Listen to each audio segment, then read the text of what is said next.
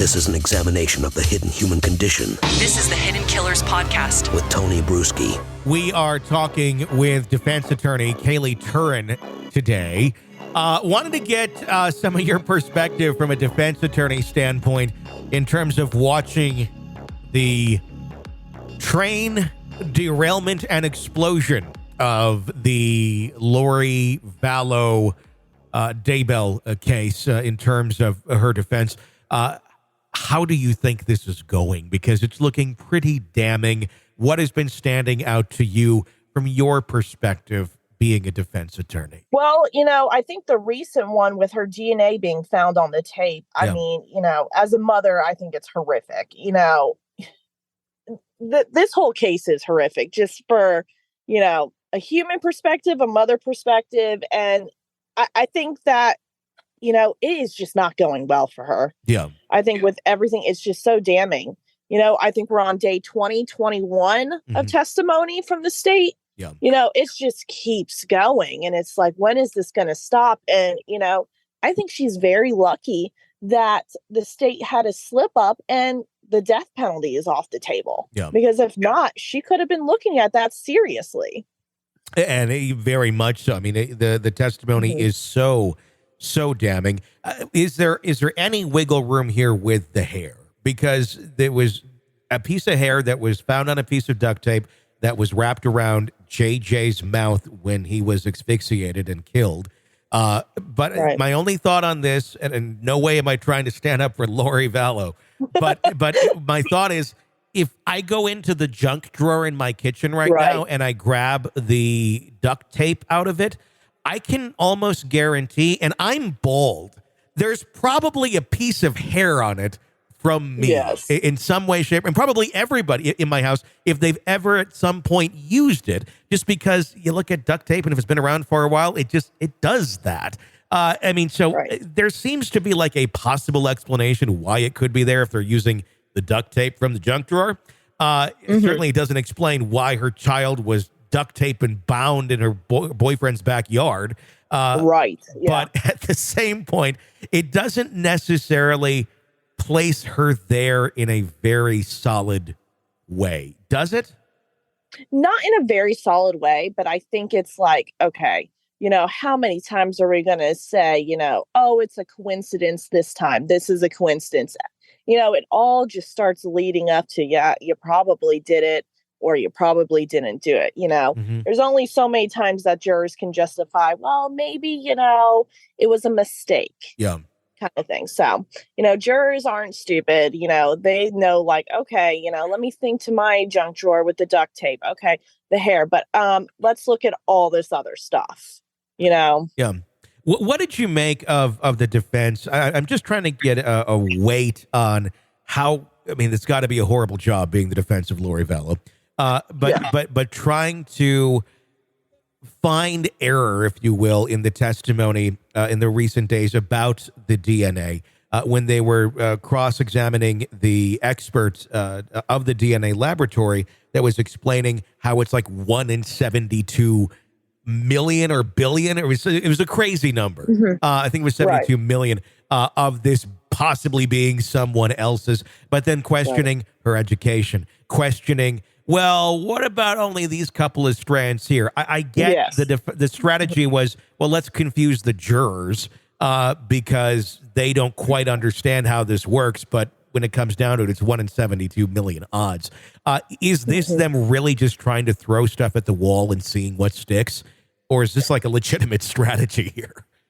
I think it's both, and also a CYA for appeal. So she can't say ineffective assistance of counsel because they didn't fight the science. Okay. As well. It's normal questions to ask them. I've got a case right now where there's YSTR DNA only. And, we talk about 1 in 72 million. I've got one where it's 1 in 500 African-American males. I mean, you got a wide range right there. And so you always want to fight the DNA, always, because, it is a science and it's almost like a guessing thing. Yeah, it's 1 in 72 million, but it's still possible. It is. And how well does that work with a jury? Are they that gullible, I guess, to go, well, because we got And I wouldn't be surprised if they are either, because you get someone that's kind of convincing and like, well, there's a little bit of dull here, and people don't understand science half the time either. They're, well, it's 1 in 72 million, but is it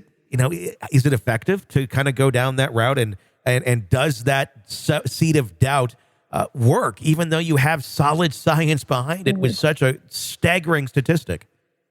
I think the problem is it's not going to work too well, because we are in a day and age of, what is it? We have 3 Law and Order franchises and stuff, and all this. Jurors love DNA. I mean, one district attorney I work with is like, I always bring up because jurors love seeing semen everywhere. They love seeing the DNA. So it's like, even though it's like we could stipulate to it, it's like, we got to bring it all out and stuff, because they just love seeing it. Because if you don't, they're just like, well, where is it? Where is it? Because when I watch Law and Order, it's everywhere. They do the blue light thing, So we're in that day and age where it's like, this is kind of the thing we have to, because otherwise you're going to be like, well, on last week's episode of Law and Order, this is what happened, and they had DNA. Yeah. So it's something we all have to go through. They properly went through the credentials and everything. So, I mean, it's something to do it, but the smoking gun, I don't think so. What do you think have we seen the smoking gun here against Lori Vallow? Because there's been a lot of stuff. The conversations, the humanistic conversations between her and her sister, the conversation between her and her son. There's been a lot of things said. None of it truly necessarily has her right there with the shovel burying the children or putting the bag over their head, but certainly shows that she had knowledge her children were dead when a search was still going on. That was in the summer Shiflett call. Are any of those the thing that's going to sink her? I mean, collectively, yes. But have we seen the one thing yet you think that just, completely blows it out of the water? I don't think there's going to be a one thing. I think it's just going to be a cumulative, as you said. And, all the state has to do is just be like, look at everything here. I mean, you can explain one thing away or another, but like, you got A, B, C, D, E, F, G. You can't explain away all that unless she is the most unluckiest person in the entire world in the history of the world. How do you see, once it is the defense's turn to take this, where do you think they will go in trying to defend her? I don't know. And I've tried looking that up and everything. And I don't think they've released their strategy too much, which is good. Yeah. For, a cinema point of view, like, oh, what's going to happen next and everything. But I think it's also good because they're keeping it very close to the vest and everything. They're filing the motions they need to file, which, resulted in no death penalty. And they're just working, as hard as they do on every other case, which, props to them. Defense attorneys get a bad rap, but sometimes we don't get to choose our clients. Well, 100. Doing a good job on that. 100%. I also wonder too. I mean, and yes, they're following the procedures that they need to do, filing what they need to file. But are they really keeping this close to the vest, or are they literally just kind of taking this day by day because they have no idea what the hell they're going to do when it comes their turn? Oh gosh. Well, I hope not. But sometimes you get those cases where I'm working on one now where we've got 2 witnesses and nothing to do, and where I'm like, we're going to play this fast and loose in trial. I've got nothing on them, So there are those cases, but I hope in this type of case that they're not having to do that, because it's stressful. It's anxiety ridden and everything, because you don't want to look like a bad lawyer on a national stage or even just in a local stage. Sure. So hopefully they have something up their sleeve. Hopefully. I mean, I understand you don't want to look that way, and nobody would want to look that way, but sometimes you're just, you're pitched that ball that you can't hit. It's like, because it's a bowling ball, Yes. It's like, this isn't going to work. Way to put it. Yeah. I mean, I've had some of those cases where it's just like, oh gosh, there's just nothing. There's nothing. And it going in, but the client wants to still do the trial or anything. Or in this case, the state may not have given an offer and they had no choice but to go. Yeah. So, I hope they have something.